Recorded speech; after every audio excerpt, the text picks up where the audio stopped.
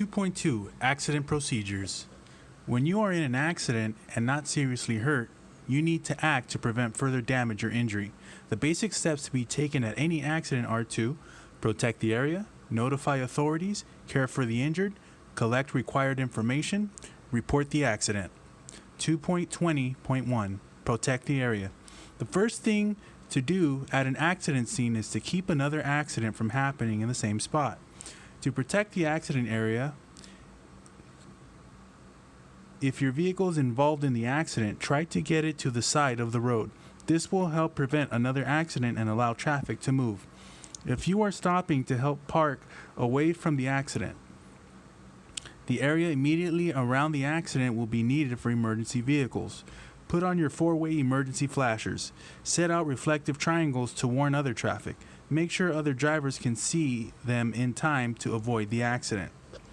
220.2 If you have a cell phone or CB radio, call for assistance before you get out of your vehicle.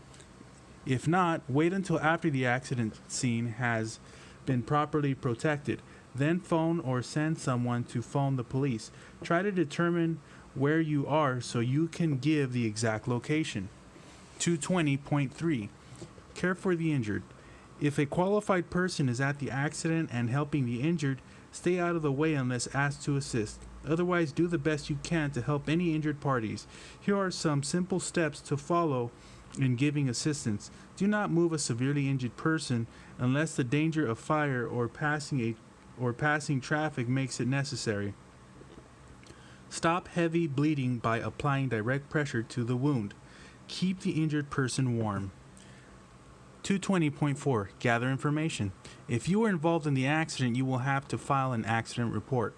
Collect the following information for the report: names, addresses, and driver's license numbers of drivers involved in the accident, license plate numbers and types of vehicles involved in the accident, names and addresses of the owners of other vehicles if different from the drivers, description of the damages to other vehicles or to property, names and addresses of anyone who was injured or involved in the accident, name, badge number, and agency of any peace officer investigating the accident, names and addresses of witnesses, exact location of the accident, direction of travel of the vehicles involved.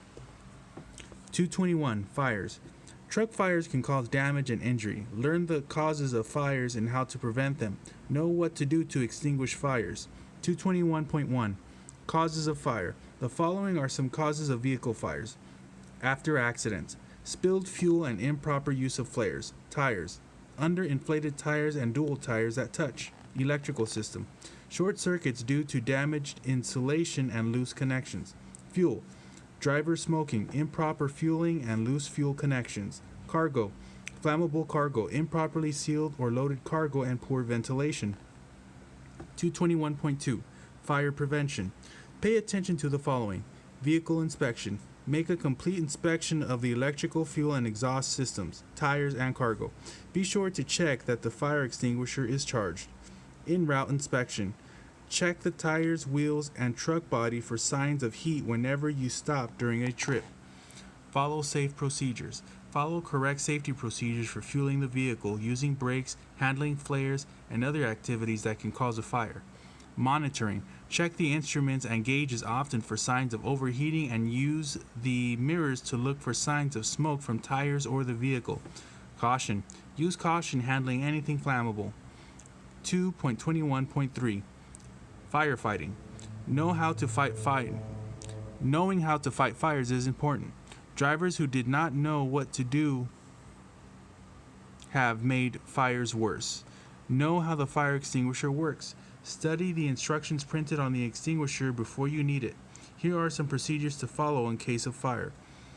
Pull off the road. The first step is to get the vehicle off the road and stop. In doing so, park in an open area away from buildings, trees, brush, or other vehicles or anything that might catch fire.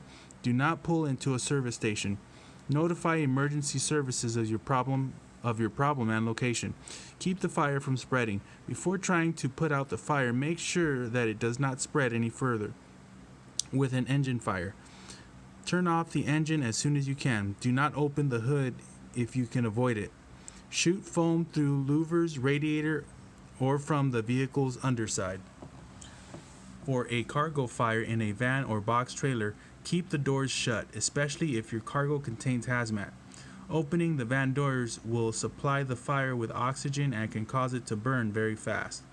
Extinguish the fire. Here are some rules to follow in putting out a fire.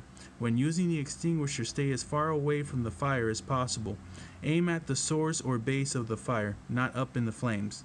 Note, refer to CCR Title 13, 1242 for additional information. Use the correct fire extinguisher. Figures 220 and 221 detail the type of fire extinguisher to use by class of fire. The BC type fire extinguisher is designed to work on electrical fires and burning liquids. The ABC type is designed to work on burning wood, paper, and cloth as well.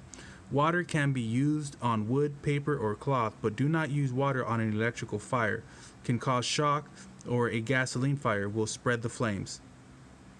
A burning tire must be cooled. Lots of water may be required. If you are not sure what to use, especially on a hazmat fire, wait for firefighters. Position yourself upwind. Let the wind carry the extinguisher to the fire. Continue until whatever was burning has cooled. Absence of smoke or flame does not mean the fire cannot restart.